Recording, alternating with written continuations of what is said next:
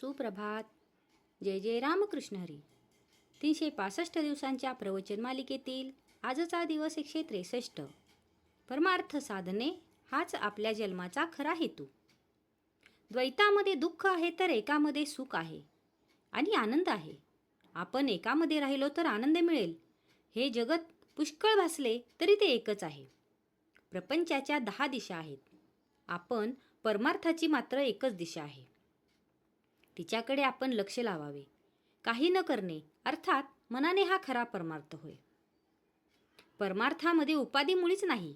म्हणजे नाही म्हणजे किती नाही, तर मी सुद्धा तिथे नाही. प्रपंच हा द्वैत आहे. त्याचे अवडंबर मोठे असणारच. आपल्याला आपल्या जगण्याचा अंतिम हेतू जोपर्यंत कळला नाही तोपर्यंत प्रपंच करणे हेच ध्येय आपण समजतो.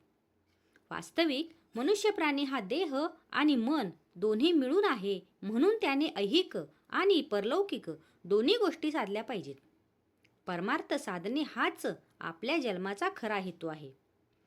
व्यवहारामध्ये द्वैताशिवाय आनंद नाही, म्हणून परमार्थामध्ये मानसपूजेत पहिल्याने मी आणि परमात्मा अशा द्वैताने सुरुवात करावी लागते. जोपर्यंत परमार्थ आपल्या हाडीमासी खेळला नाही तोपर्यंत आपल्याला वाचनाची गरज आहे. त्यापासून साधनाला जोर येतो. मन भगवंताकडे गुंतवण्यासाठी काय करावे हे पाहावे. एक बाप आपल्या मुलाला पोहायला शिकवित होता.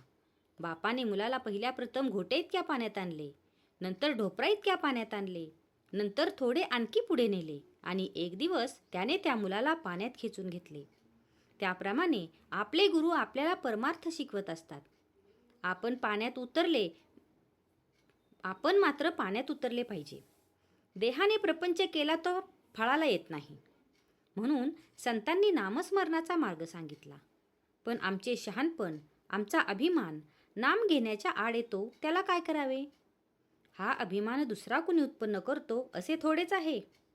आपल्या ध्यानातही येत नाही इतके सूक्ष्म असे वासनेचे बीज आपल्यामध्ये कुठेतरी दडलेले असते.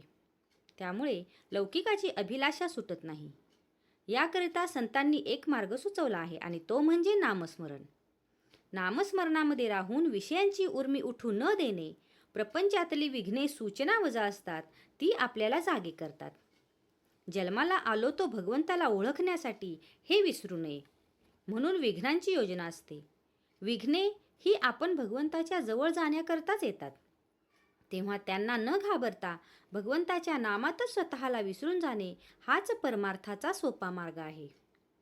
जेथे आळस माजला तेथे परमार्थ बुडाला. आजचा हा भाग तुम्हाला कसा वाटला हे कमेंट करून नक्की सांगा. कमेंटमध्ये लिहा. जय जय रामकृष्ण हरी.